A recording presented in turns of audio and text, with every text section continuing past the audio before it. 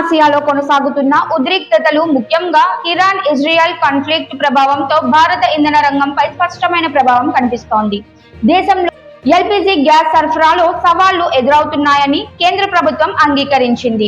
గృహ వినియోగ గ్యాస్ ధరలు పెరగడం, డెలివరీలో జాప్యం జరుగుతున్నట్లు వినియోగదారులు చెబుతున్నారు. ఈ పరిస్థితుల్లో కేంద్రం కీలక నిర్ణయం తీసుకుంది. ఎల్పీజీకి ప్రత్యామ్నాయంగా మళ్లీ కిరోసిన్ ను వినియోగంలోకి తీసుకురావాలని యోచిస్తోంది. రాష్ట్రాలకు ఇస్తున్న సాధారణ కేటాయింపుతో పాటు అదనంగా 40,000 కిలోలీటర్ల కిరోసిన్ ను కేటాయించనున్నట్లు వెల్లడించింది. దాదాపు 8 ఏళ్ల తర్వాత కిరోసిన్ కోటా పెంపు చేపట్టడం విశేషం. రేషన్ షాపులు, రిటైల్ దుకాణాల ద్వారా ప్రజలకు కిరోసిన్ పంపిణీ చేసే ప్రణాళిక కూడా సిద్ధమవుతోంది. గతంలో దేశవ్యాప్తంగా కిరోసిన్ ప్రధాన ఇంధనంగా ఉపయోగించేవారు. అయితే ప్రధానమంత్రి ఉజ్వల్ యోజన అమల్లోకి వచ్చిన తర్వాత ఎల్పీజీ వినియోగం భారీగా పెరిగింది.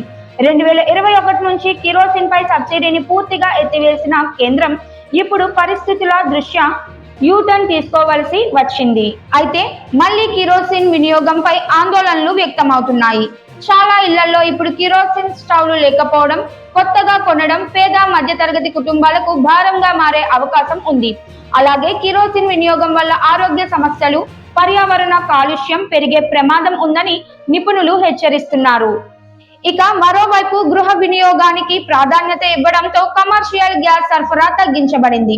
ఈ నేపథ్యంలో హోటళ్లు, రెస్టారెంట్లకు తాత్కాలికంగా బొగ్గు, బయోమాస్ వంటి ప్రత్యామ్నాయ ఇంధనాలను వినియోగించేందుకు అనుమతులు ఇచ్చారు.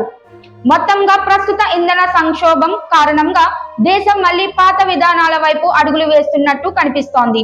కిరోసిన్ తిరిగి వినియోగంలోకి రావడం తాత్కాలిక పరిష్కారమే అయినా దీని ప్రభావం ప్రజల జీవన విధానంపై ఎలా ఉంటుందో చూడాల్సి ఉంది.